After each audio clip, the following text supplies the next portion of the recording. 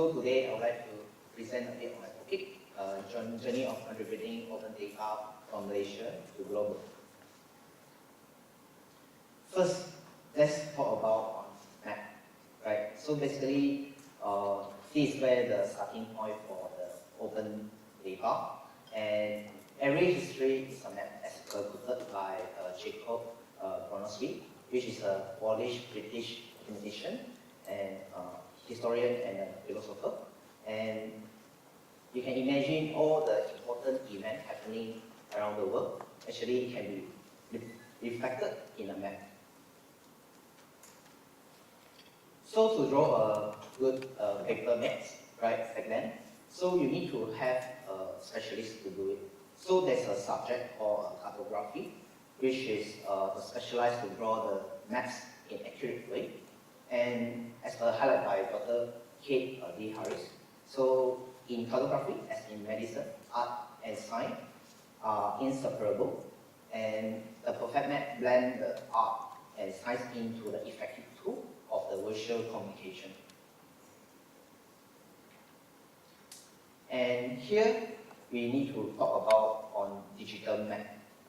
Since the manual way to draw it is quite time consuming, so as you can see from the slide here, so the first starting point on this transition from a paper map to a digital map is where from a Canada authority. So here you can see is the head of Canada Land Inventory, Lipat, was seeking to produce a map to help to draw the Canada land use covering over like 1 million square miles. So that will be equivalent to 2.6 square kilometer, somewhere around 8 times of the Malaysia land size. So you can imagine that the number of the effort that required to draw the map, right, is very significant, and it will take at least 10 years and above. So here is one person that coming out, which is the father of GIS, or Dr. Roger Tomlinson, that presented to the Canada authority that he want to create a computerized version system that able to draw this and combine all this information into one single place, and that will cost around 3 million compared to the old method, somewhere around 8 million. So in this case, he presented this paper back in November 1962, and that is also get attraction and start the journey of this so-called the GIS data. And the term, just like I mentioned, the GIS, which is the Geographic Information System, GIS, that is officially found in August 1968. So just a very short into myself. So I'm just an ordinary person, Malaysian, living in KL for more than 30 years. And then I'm a UTAR alumni, so I studied here previously. And then I contribute to multiple open data, including like Wikipedia, Facebook, places, or Google Map and OpenStreetMap, which is what I did currently. And the starting point here, you might be curious, how do I start this? So back in 2012, I'm a student in a UTAR Kuala Lumpur campus, back in Starbucks. And it's very hard to find that kind of open data for Malaysia.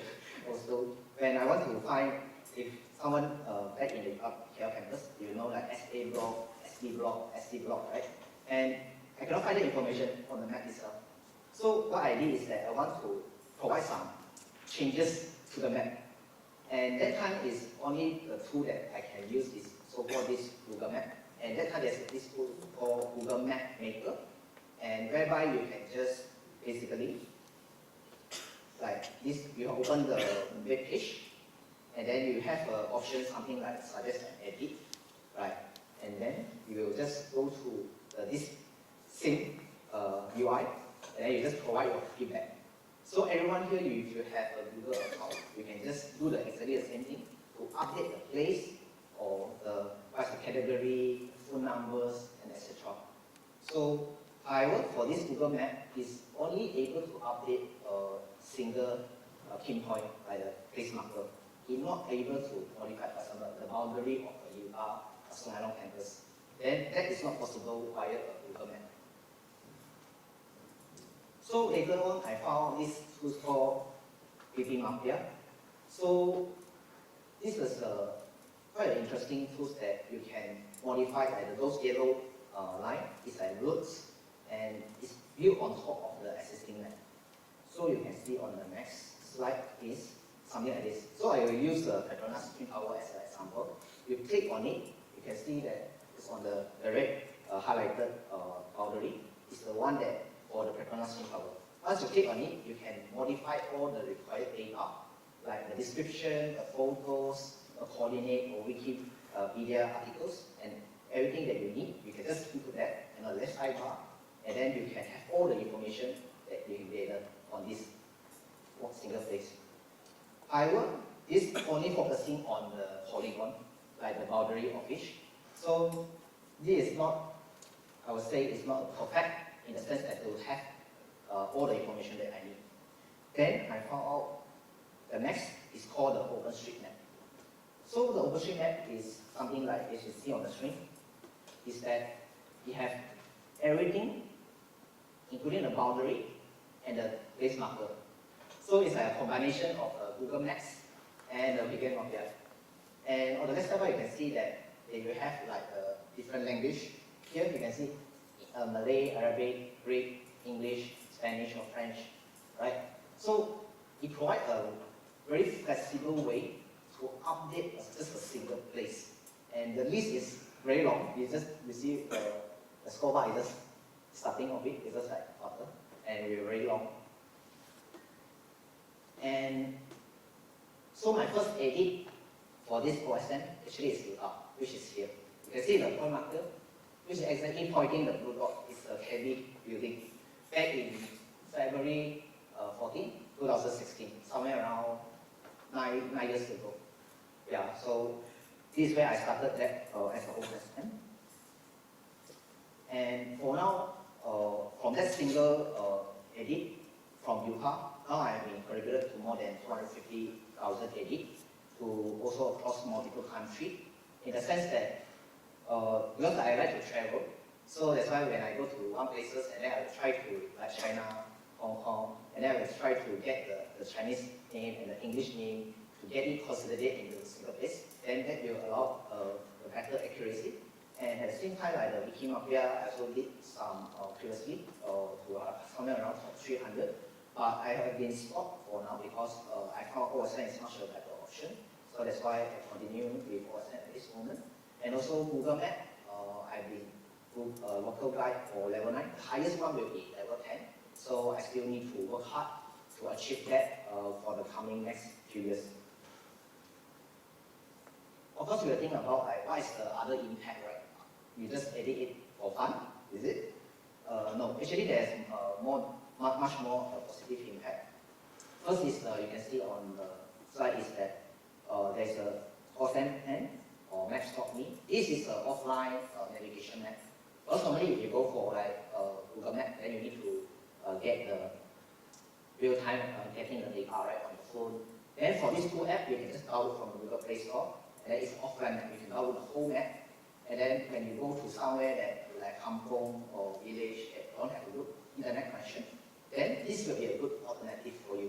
You still can do a travel without data and then get the data that you want. And then like the humanitarian aid. So this data that we have contributed back to this, also used by a lot of parties, like the NGO, and just this one is the HOT, which is focusing on the disaster recovery by across multiple countries, and also like the cycling and hiking route planning. So this one, that some cycling lower or try to do some sport, and you need to get that right. And then this will be a good reference for you to get that.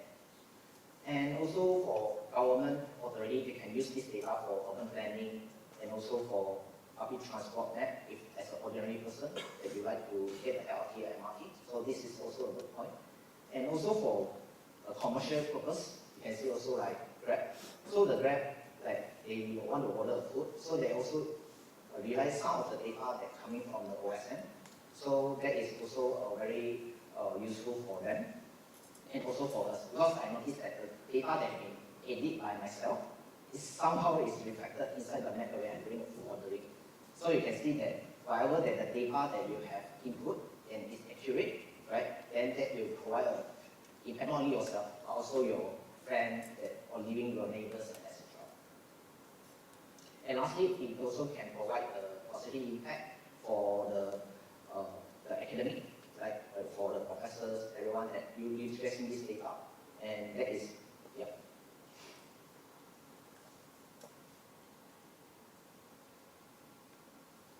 Okay, so where are we as of now? So for Malaysia, right? So you can see Malaysia, the dark green is the one that with most contribution, and the one that with the light yellow is the least. So you can see very obvious, Malaysia is the yellow, light yellow. So we have some gaps that we need to go for it. And for top 20 countries in the world, so the top will be Germany, US, France, and UK, Italy. Malaysia not in the list. Where is Malaysia? So we're somewhere around 48. So we still have a huge gap that we need to improve ourselves because we are falling behind Philippines, Mexico, Myanmar, South Africa, Ghana. So this is a huge gap that we really need to focusing on to improve. And this is some of the data for the past 10 years, more than 10 years. And you can see on the graph, it's somewhere around 50 contributors at this moment. But hopefully we can increase this number to a higher number in the future.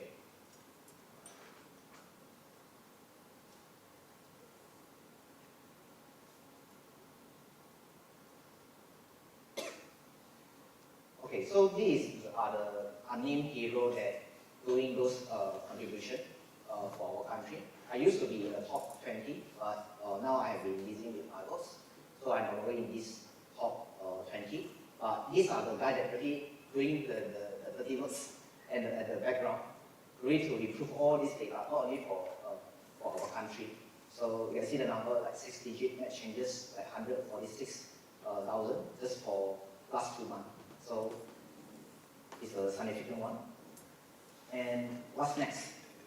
So basically, I would suggest that everyone that is interested to join and contribute, yeah, just create a new account now. And then after that, just contribute your local knowledge, like your neighborhood, your taman, etc. And then just do it whenever you have some time, because you just need a laptop or mobile phone, and then you just update this data to this platform. And lastly, if you found anything that is outdated, for example, there's some new building coming up in specific area, then that will be useful to update it and make sure this data is updated as well. So I will conclude with my presentation with this quote from Marissa Mayer, the ex-CEO of Yahoo. With data question, the sooner the better is always the best answer. Thank you.